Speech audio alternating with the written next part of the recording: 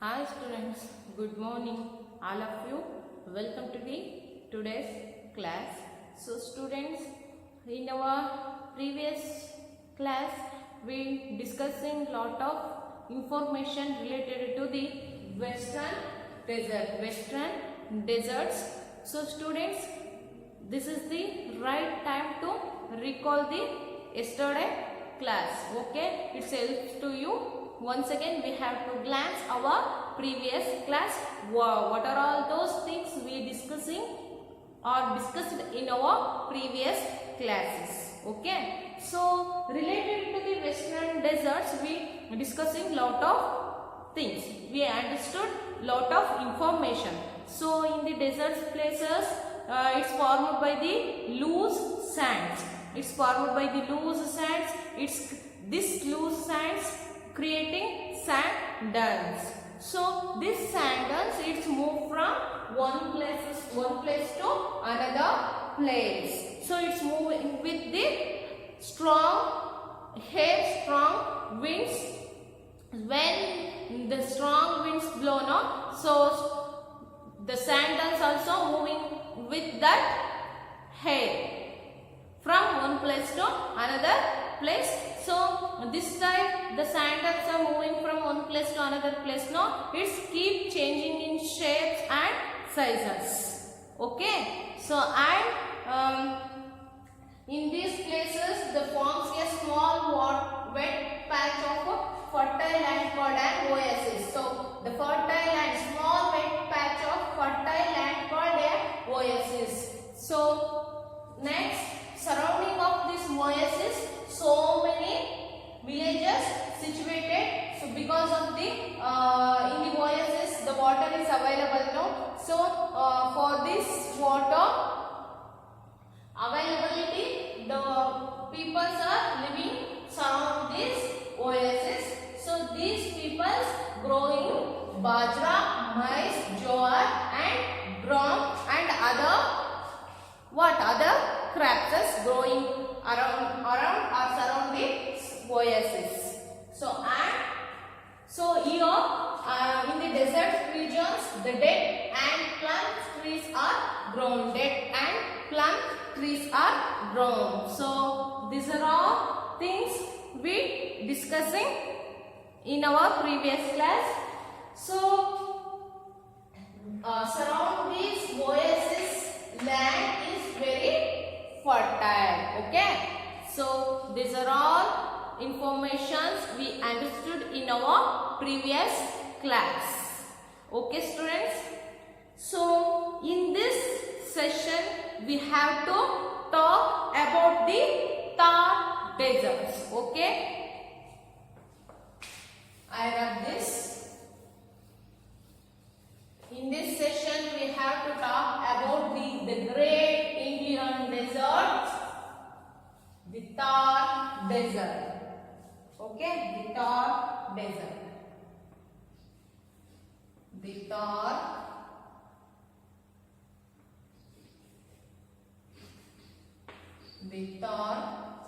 desert.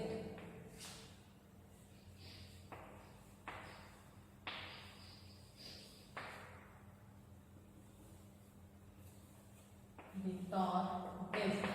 Okay. In this class we have to getting more information related to this Thar desert. It is the great Indian desert. Okay. ಇದು ನಮ್ಮ ಭಾರತದಲ್ಲಿ ಅತಿ ದೊಡ್ಡದಾದಂತಹ ಮರುಭೂಮಿ Thar desert. ಗೊತ್ತಾಯ್ತಲ್ವಾ? Very large desert in our country ಅಂತ ಹೇಳಿದ್ರೆ the Thar desert. ಗೊತ್ತಾಯ್ತಲ್ವಾ ಮಕ್ಕಳ? So the Thar desert. Students, all of you observe your textbook and all of you open your page number 224. 224 page ಅನ್ನ ಓಪನ್ ಮಾಡಿ ಎಲ್ಲರೂ ಕೂಡ ನಿಮ್ಮ ಟೆಕ್ಸ್ಟ್ ಬುಕ್ ಅನ್ನು ಕೂಡ ಅಬ್ಸರ್ವ್ ಮಾಡ್ತಾ ಇರಿ. So the Thar desert. India has a large desert region. India has a large desert region towards the west of the Aravalli Hills in Rajasthan. Okay, so India has large region towards the west of the Aravali Hills in Rajasthan. ಅಂದ್ರೆ ರಾಜಸ್ಥಾನದ ಅರವಳಿ ಬೆಟ್ಟಗಳ ಪಶ್ಚಿಮಕ್ಕೆ ಈ ಒಂದು great Indian dessert ಬರುತ್ತೆ. So ಎಲ್ಲಿ ಬರುತ್ತೆ? ರಾಜಸ್ಥಾನದ ಅಲ್ಲಿರ್ತಕ್ಕಂಥ ಅರವಳಿ ಬೆಟ್ಟಗಳ ಪಶ್ಚಿಮಕ್ಕೆ ಬರ್ತಕ್ಕಂಥದ್ದು ಈ ಒಂದು large Indian desert. Okay, so next, this is the great Indian deserts. ಇದನ್ನ ನಾವೇನಂತ ಕರಿತೀವಿ? ಗ್ರೇಟ್ ಇಂಡಿಯನ್ ಡೆಸರ್ಟ್ಸ್ ಅಂತ ಹೇಳಿ ಕರಿತೀವಿ. ಸೊ ನೋಡಿ, ಈ this is the Aravali hills. Okay, Aravali hills, Aravali hills. So Aravali hills. So this is the Aravali hills in Rajasthan state.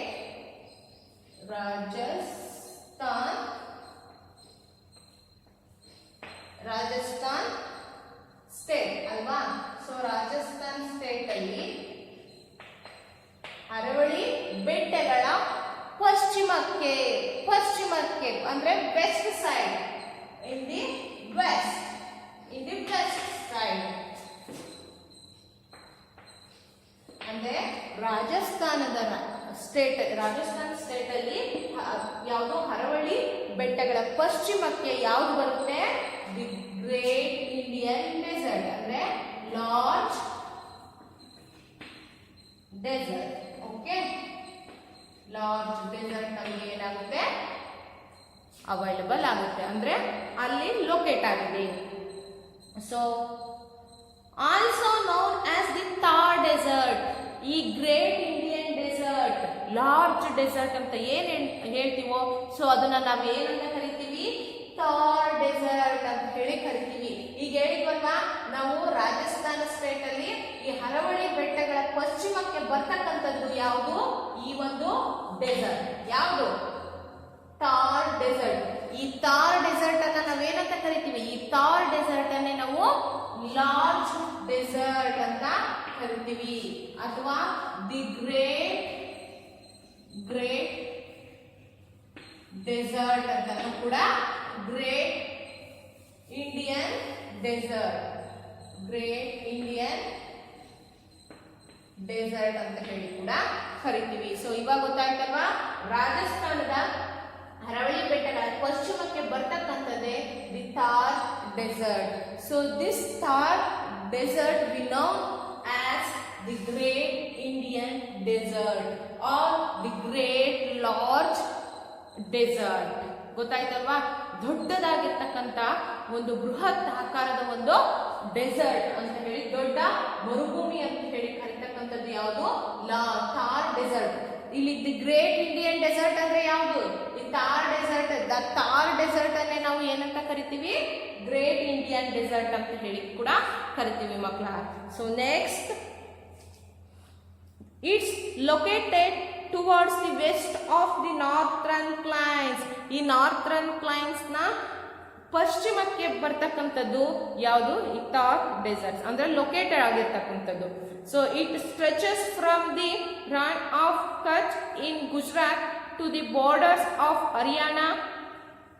It covers a large part of Rajasthan and extends up to Pakistan in the west. ಮಕ್ಕಳ, it stretches from the Rann of Kutch in Gujarat, ಅಂದ್ರೆ ಗುಜರಾತ್ನ Rann of Kutch ಇಂದ ಹಿಡ್ಬಿಟ್ಟು the border of the Haryana, ಅಂದ್ರೆ ನೋಡಿ ಇಲ್ಲಿ ಗುಜರಾತ್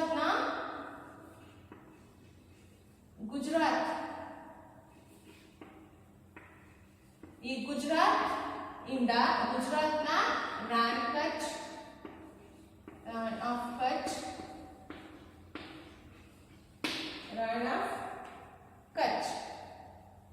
ಅಲ್ವಾ? So ಇಲ್ಲಿಂದ ಹಿಡಿದ್ಬಿಟ್ಟು ಎಲ್ಲಿವರೆಗೆ ಸ್ಟ್ರೆಚ್ ಅಪ್ ಆಗಿದೆ? To border of the Haryana, border of the Haryana.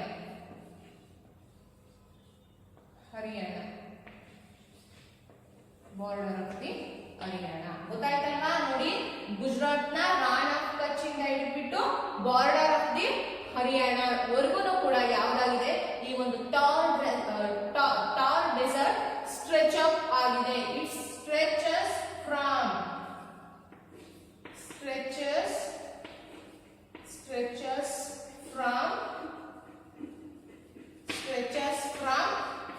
ಗುಜರಾತ್ನ Rann of Kutch to border of the Haryana. ಗೊತ್ತಾಯ್ತಲ್ವಾ? ಸೊ ಇಲ್ಲಿಂದ ಇಲ್ಲಿವರೆಗೆ ಇದರ ಒಂದು ಸ್ಟ್ರೆಚ್ ಅಪ್ ಆಗಿದೆ, ಅಂದ್ರೆ ಹಬ್ ಇದೆ, ಹರಡಿದೆ, ಸೊ ಲೊಕೇಟ್ ಆಗಿದೆ.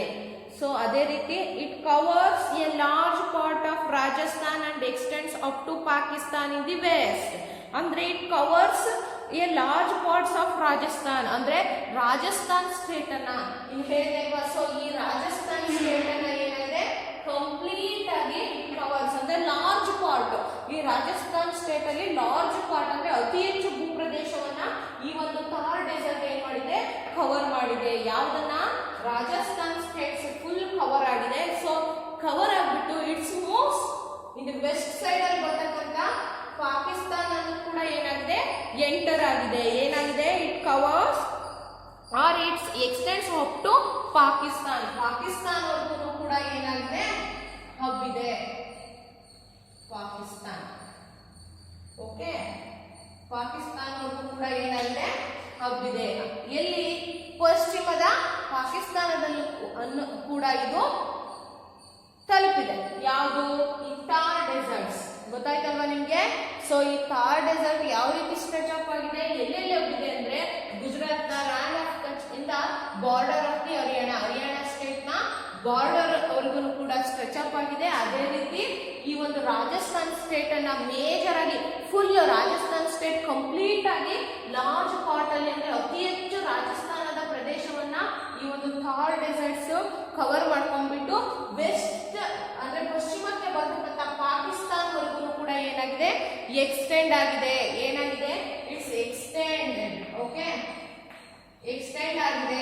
ಸೊ ಪಾಕಿಸ್ತಾನವರೆಗೂ ಕೂಡ ಎಕ್ಸ್ಟೆಂಡ್ ಆಗಿದೆ. ಸೊ ಇದಿಷ್ಟು ಕ್ಲಿಯರ್ ಆಯ್ತು ಅಂತ ನಾನು ಅನ್ಕೊಂತೀನಿ.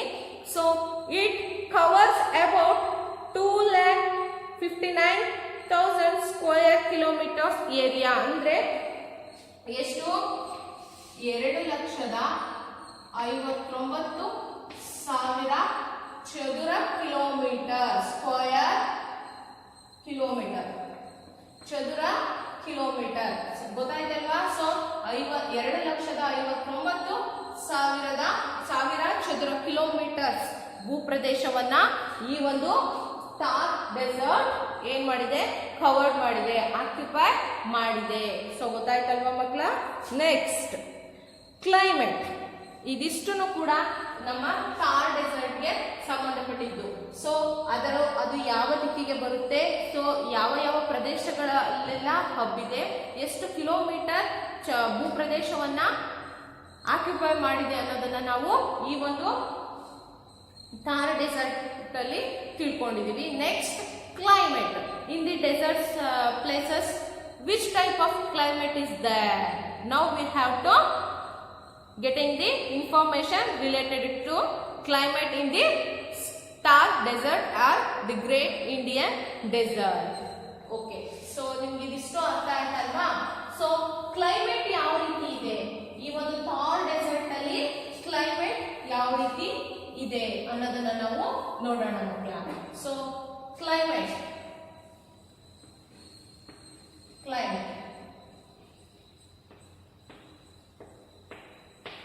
in the Thar desert or in the desert places. ಈ ಒಂದು ವೆಸ್ಟರ್ನ್ ಡೆಸರ್ಟ್ ಅಲ್ಲಿ ಯಾವ ರೀತಿಯ ಕ್ಲೈಮೇಟ್ ಇದೆ, ಯಾವ ರೀತಿಯಾದಂತಹ ಕ್ಲೈಮೇಟ್ ಇದೆ. So during the summer the days are hot and dry. ಇನ್ನು ಬೇಸಿಗೆ ಕಾಲದಲ್ಲಿ ಹೇಳೋದೇ ಬೇಡ ಅಲ್ವಾ? ಸೊ ಈ ನೋಡಿ, ನಮ್ಮ ಈ ಒಂದು ವೆದರ್ ಅಲ್ಲಿ ಅಷ್ಟು ನಮಗೆ ಟೆಂಪರೇಚರ್ ಅನ್ಸಲ್ಲ. ಬಟ್ ಡೆಸರ್ಟ್ ಅಲ್ಲಿ ಆ ಮರಳು ಹೇಗೆ ಕಾದಿರುತ್ತೆ ಗೊತ್ತಾ? ಆ ಬೆಂಕಿಯ ಮೇಲೆ ನಾವು ನಡೀತಾ ಇದ್ದೀವಿ, ಬೆಂಕಿ ಮೇಲೆ ಸ್ಟ್ಯಾಂಡಿಂಗ್ ಪೊಸಿಷನ್ ಅಲ್ಲಿ ಇದೀವಿ ಅನ್ನೋ ತರ ಫೀಲ್ ಆಗುತ್ತೆ. ಇಲ್ಲೇನೆ ನೀವು ನೋಡಿ, ಈ ಸಮುದ್ರ ತೀರ ಪ್ರದೇಶಗಳಿಗೆ ಹೋದಾಗ ಅಲ್ಲಿರ್ತಕ್ಕಂಥ ಮರಳು ಹೆಂಗೆ ಕಾದಿರುತ್ತೆ ಅಲ್ವಾ, ಎಷ್ಟು ಬಿಸಿ, ತುಂಬಾ ಹಾಟ್ ಆಗಿ ಅದ್ರ ಮೇಲೆ ನಾವು ಬರಿಗಾಲಿಂದ ನಡೆಯೋದಕ್ಕೆ ಆಗೋದಿಲ್ಲ, ಅಷ್ಟು ಕಾದಿರುತ್ತೆ ಅಲ್ವಾ. ಸೊ ಅಲ್ಲಿ ಆ ಒಂದು ಬೀಚ್ ಹತ್ರ ಲೊಕೇಟ್ ಆಗಿರ್ತಕ್ಕಂಥ ಸಾಯಿಲೇ ಆ ರೀತಿ ಬಿಸಿಯಾಗಿದೆ ಅಂದ್ರೆ, ಇನ್ನು desert places it's fully covered by the loose sands ಅಲ್ವಾ. ಲೂಸ್ ಆಗಿರ್ತಕ್ಕಂಥ ಆ ಈಸಿ ಸಾಫ್ಟ್ ಆಗಿರ್ತಕ್ಕಂಥ ಸಾಯಿಲ್ ಏನಿದೆ, ಸ್ಯಾಂಡ್ ಏನಿದೆ, ಆ ಒಂದು ಮರಳು ಇನ್ನೇ ಕಾದಿರ್ಬೇಕಲ್ವಾ. ಸೊ ಬಿಸಿಲಿಗೆ ಅದು ಕೂಡ ಬೆಂಕಿಯ ಒಂದು ಟೆಂಪ್ರೇಚರ್ ಏನಿದೆನೋ ಅದಕ್ಕಿಂತ ಹೆಚ್ಚು ಟೆಂಪ್ರೇಚರ್ ಅಲ್ಲಿ ಅದು ಬಿಸಿಯಾಗಿರುತ್ತೆ ಅಂದ್ರೆ ಕಾದಿರುತ್ತೆ. ಸೊ ಅಲ್ಲಿ ಬರಿಗಾಲಿಂದ ನಡೆಯೋಕ್ಕೂ ಆಗೋದಿಲ್ಲ. ಸಮ್ಮರ್ ಸೀಸನ್ ಅಲ್ಲಿ ಅಲ್ಲಿ ಬದುಕೋದು ತುಂಬಾ ಕಷ್ಟ, ಯಾಕೆಂದ್ರೆ ಅಲ್ಲಿ ಅವೈಲಬಿಲಿಟಿ ಆಫ್ ವಾಟರ್ ಕೂಡ ಕಡಿಮೆ ಇರುತ್ತೆ. ಸೊ ಟೆಂಪ್ರೇಚರ್ ಕೂಡ ಜಾಸ್ತಿ ಇರುತ್ತೆ. ಸೊ ಆದ್ರಿಂದ ಅಲ್ಲಿ ಸಮ್ಮರ್ ಸೀಸನ್ ಅಲ್ಲಿ ನಾವು ವಾಸ ಮಾಡೋದು ತುಂಬಾ ಡಿಫಿಕಲ್ಟ್. ಸೊ ಆದ್ರಿಂದ during the summer the days are hot and dry, ಅಂದ್ರೆ ಆ ಬೇಸಿಗೆಯ ದಿನಗಳು ತುಂಬಾ ಡ್ರೈ ಆಗಿ ಹಾಟ್ ಆಗಿ ಅಂದ್ರೆ ಹೆಚ್ಚು ಬಿಸಿಯಾಗಿ, ಅಂದ್ರೆ ಉಷ್ಣಾಂಶ ಹೆಚ್ಚಿಗೆ ಇರುತ್ತೆ. ಅದೇ ರೀತಿ ಫುಲ್ ಡ್ರೈ ಒಣಗಿರ್ತಕ್ಕಂಥ ಒಂದು ಏರಿಯಾ ಆಗಿರುತ್ತೆ. ಸೊ ಅಂದ್ರೆ ನೀರು ಇರೋದಿಲ್ಲ, ಹೆಚ್ಚು ಆ ಒಂದು ಭೂಮಿ ಡ್ರೈ ಅನ್ನೋ ತರ ಇರುತ್ತೆ. The nights however are cool, the nights however are cool. ಅದೇ ರೀತಿ ಬೆಳಗಿನ ಟೈಮಲ್ಲಿ ಹೆಚ್ಚು ಹಾಟ್ ಆಗಿರ್ತಕ್ಕಂಥದ್ದು, ಅಂದ್ರೆ ಹೆಚ್ಚು ಬಿಸಿಯಾಗಿ, ಅಂದ್ರೆ ಉಷ್ಣಾಂಶ ಜಾಸ್ತಿ ಇರುತ್ತೆ. ಅದೇ ರೀತಿ ನೈಟ್ ಟೈಮಲ್ಲಿ, ರಾತ್ರಿ ಸಮಯದಲ್ಲಿ ಏನಾಗುತ್ತೆ, ಆ ಒಂದು ಉಷ್ಣಾಂಶ ಕಡಿಮೆ ಆಗುತ್ತೆ, ಅಂದ್ರೆ ಅತಿ ಹೆಚ್ಚು ತಂಪಾಗಿರುತ್ತೆ, ಕೂಲ್ ಆಗಿ ಇರುತ್ತೆ. ಎಷ್ಟು ಟೆಂಪರೇಚರ್ ಹೈ ಇರುತ್ತೋ ಅಷ್ಟು ಟೆಂಪರೇಚರ್ ಕೂಲ್ ಆಗುತ್ತೆ. So the nights however are cool. This is because sand heats up quickly in the sun and cools down fast at night. ಗೊತ್ತಾಯ್ತಲ್ವಾ ಮಕ್ಕಳ. ಸೊ ಅದೇ ರೀತಿ ಬೆಳಿಗ್ಗೆ ಟೈಮ್ ಅಲ್ಲಿ ಸೂರ್ಯನ ಬಿಸಿಲಿಗೆ in the day time it's getting fast hot, ಅಂದ್ರೆ it's hotting fast, too fast, ಅಂದ್ರೆ ಅತಿ ಹೆಚ್ಚು ಬೇಗ ಆ ಒಂದು ಸೂರ್ಯನ ಶಾಖಕ್ಕೆ ಆ ಒಂದು ಮರಳು ತಾಪ ಹೆಚ್ಚಾಗುತ್ತೆ, ಅಂದ್ರೆ ಬಿಸಿ ಹೆಚ್ಚಾಗುತ್ತೆ, ಕಾಯುತ್ತೆ. ಸೊ ಅದೇ ರೀತಿ in the night time it's getting to cool, ಅಂದ್ರೆ ಎಷ್ಟು ಫಾಸ್ಟ್ ಆಗಿ ಅದು ಒಂದು ಬಿಸಿಯಾಗಿರುತ್ತೋ, ಆ ಬಿಸಿಲಿಗೆ ಅಂದ್ರೆ ಸೂರ್ಯನ ಬಿಸಿಲಿಗೆ ಎಷ್ಟು ಬೇಗ ಉಷ್ಣಾಂಶ ಹೆಚ್ಚಾಗಿರುತ್ತೋ, ಸೊ ಅದೇ ರೀತಿ ನೈಟ್ ಟೈಮ್ ಅಲ್ಲಿ ಅಷ್ಟೇ ಫಾಸ್ಟ್ ಆಗಿ ಅದರ ಒಂದು ಉಷ್ಣಾಂಶ ಕಡಿಮೆಯಾಗಿ ಕೂಲ್ ಆಗಿ ತಂಪಾಗಿ ಇರುತ್ತೆ. So during summer hot winds called loo, ಅಂದ್ರೆ ಡ್ಯೂರಿಂಗ್ ಸಮ್ಮರ್ ಅಂದ್ರೆ ಈ ಒಂದು ಬೇಸಿಗೆಯ ಟೈಮ್ ಅಲ್ಲಿ ಹಾಟ್ ವಿಂಡ್ಸ್ ಅನ್ನ ನಾವು ಏನಂತ ಕರಿತೀವಿ, ಲೂ ಅಂತ ಹೇಳಿ ಕರಿತೀವಿ. ಡ್ಯೂರಿಂಗ್ ಸಮ್ಮರ್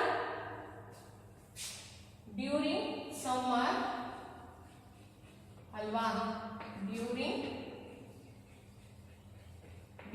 ಸಮ್ಮರ್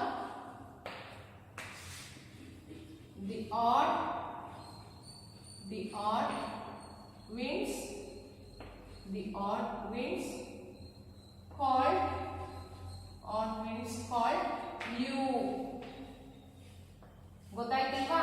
ಸೊ ಈ ಸಮ್ಮರ್ ಸೀಸನ್ ಅಲ್ಲಿ ಆ ಹಾಟ್ ವಿಂಡ್ಸ್ ಅನ್ನ ನಾವು ಏನಂತ ಕರಿತೀವಿ, ಲ್ಯೂ ಅಂತ ಹೇಳಿ ಕರಿತೀವಿ. ಏನಂತ ಕರಿತೀವಿ, ಲ್ಯೂ ಅಂತ ಹೇಳಿ ಕರಿತೀವಿ. So next blow from the desert region towards the states of Uttar Pradesh and Delhi. Blow from the desert region towards the states of Uttar Pradesh and Delhi. ಅಂದ್ರೆ ಈ ಒಂದು ಗಾಳಿ ಈ ಒಂದು ವೆಸ್ಟ್ ಅಂದ್ರೆ ಈ ಡೆಸರ್ಟ್ ರೀಜನ್ ಕಡೆಯಿಂದ ಈ ಒಂದು ಉತ್ತರ ಪ್ರದೇಶ್, ಡೆಲ್ಲಿ ಈ ದಿಕ್ಕಿನ ಕಡೆ ಬೀಸಿದಾಗ, ಸೊ ಈ ಡೆಸರ್ಟ್ ರೀಜನ್ ಇಂದ ಹಿಡಿದ್ಬಿಟ್ಟು ಡೆಸರ್ಟ್ ರೀಜನ್ ಕಡೆಯಿಂದ ಈ ಒಂದು ಉತ್ತರ ಪ್ರದೇಶ್ ಸ್ಟೇಟು, ಡೆಲ್ಲಿ, ಸೊ ಈ ಕಡೆ ಆ ಒಂದು ಗಾಳಿ ಬೀಸಿದಾಗ ಏನಾಗುತ್ತೆ, ಇನ್ಕ್ರೀಸಿಂಗ್ ದೇರ್ ಸಮ್ಮರ್ ಟೆಂಪರೇಚರ್. ಗೊತ್ತಾಯ್ತಲ್ವಾ. ಡೆಸರ್ಟ್ ರೀಜನ್ ಕಡೆಯಿಂದ ಉತ್ತರ ಪ್ರದೇಶ, ಡೆಲ್ಲಿ ಸೈಡು ಈ ಒಂದು ಗಾಳಿ ಬೀಸಿದಾಗ ಆ ಕಡೆ ಒಂದು ಯಾವುದು ಉತ್ತರ ಪ್ರದೇಶ್ ಸ್ಟೇಟ್ ಅಲ್ಲಿ ಮತ್ತೆ ಡೆಲ್ಲಿಯಲ್ಲಿ ಏನಾಗುತ್ತೆ, ಟೆಂಪರೇಚರ್ ಜಾಸ್ತಿ ಆಗುತ್ತೆ, ಅಂದ್ರೆ ಉಷ್ಣಾಂಶ ಜಾಸ್ತಿ ಆಗುತ್ತೆ. ಯಾಕೆಂದ್ರೆ ಇಲ್ಲಿರ್ತಕ್ಕಂಥ ಒಂದು ಟೆಂಪರೇಚರ್ ಗಾಳಿ ಅಂದ್ರೆ ಉಷ್ಣಾಂಶದ ಗಾಳಿ, ಟೆಂಪರೇಚರ್ ಓರಿಯೆಂಟೆಡ್ ಏರು. ಸೊ ಈ ಸ್ಟೇಟ್ ನ ಕಡೆ ಬೀಸಿದಾಗ ಉತ್ತರ ಪ್ರದೇಶ್ ಸ್ಟೇಟ್ ಅಲ್ಲಿ ಮತ್ತೆ ಡೆಲ್ಲಿ ರೀಜನ್ಸ್ ಅಲ್ಲಿ ಏನಾಗುತ್ತೆ, ಟೆಂಪರೇಚರ್ ಜಾಸ್ತಿ ಆಗುತ್ತೆ.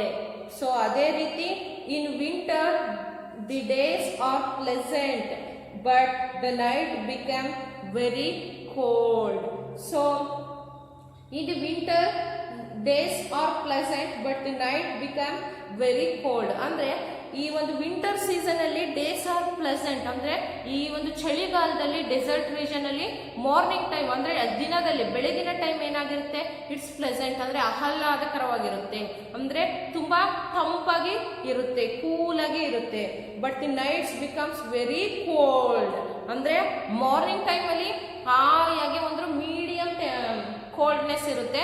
ಸೊ ಆರಾಮಾಗಿ ಆಹ್ಲಾದಕ ತಂಪಾದ ವಾತಾವರಣ ಇರುತ್ತೆ. ಸೊ ನಾವು ಬಿಸಿಲಿಂದ ನೆರಳಲ್ಲಿ ಹೋಗಿ ನಿಂತ್ಕೊಂಡಾಗ ನಮ್ಗೆ ಯಾವ ರೀತಿ ಫೀಲ್ ಆಗುತ್ತೋ ಆ ಫೀಲು ಈ ವಿಂಟರ್ ಸೀಸನ್ ಅಲ್ಲಿ ಡೇ ಟೈಮ್ ಅಲ್ಲಿ ಆಗುತ್ತೆ. But in the night time two cold ಅಂದ್ರೆ ಚಳಿಗಾಲದಲ್ಲಿ ಮಾರ್ನಿಂಗ್ ಟೈಮ್ ಅಲ್ಲಿ ಮೀಡಿಯಂ ಕೋಲ್ಡ್ನೆಸ್ ಇರುತ್ತೆ, ಸೊ ನಮ್ಗೆ ತಂಪಾಗಿ ಅನ್ಸುತ್ತೆ. ಸೊ ಅದೇ ನೈಟ್ ಟೈಮ್ ಅಲ್ಲಿ ತುಂಬಾ ಚಳಿ ಇರುತ್ತೆ. ಏನಿರುತ್ತೆ, it's two cold in the night time ಅಂದ್ರೆ ನೈಟ್ ಟೈಮ್ ಅಲ್ಲಿ ಇಟ್ಸ್ ಟೂ ಕೋಲ್ಡ್, ತಡ್ಕೊಳ್ಳೋದಕ್ಕೆ ಆಗದೆ ಇರ್ತಕ್ಕಂಥ ಒಂದು ಚಳಿ ಆಗುತ್ತೆ. ಯಾಕೆಂದ್ರೆ ಸೂರ್ಯನ ಬೆಳಕಿಗೆ ಈ ನಮ್ಮ ಡೆಸರ್ಟ್ ರೀಜನ್ ಅಲ್ಲಿ ಇರ್ತಕ್ಕಂಥ ಸಾಯಿಲ್ ಎಷ್ಟು ಬೇಗ ಟೆಂಪರೇಚರ್ ಜಾಸ್ತಿ ಆಗುತ್ತೋ ಅಷ್ಟು ಬೇಗ ನೈಟ್ ಟೈಮ್ ಅಲ್ಲಿ ಕೋಲ್ಡ್ ಆಗುತ್ತೆ ಅಂತ ಹೇಳಿ ನಾನು ಹೇಳಿದೆ. ಸೊ ಅದೇ ರೀತಿ ಸಮ್ಮರ್ ಸೀಸನ್ ಅಲ್ಲಿ ಆ ರೀತಿ ಆಗುತ್ತೆ ಅಂತ ಹೇಳಿದ್ರೆ, ಇನ್ನು ವಿಂಟರ್ ಸೀಸನ್ ಅಲ್ಲಿ ಡೇ ಟೈಮ್ ಅಲ್ಲಿ ಪ್ಲೆಸೆಂಟ್ ಆಗಿರುತ್ತೆ, ತಂಪಾಗಿ ಆಯಾಗಿ ತಾಜಾಗಿ ಇರುತ್ತೆ.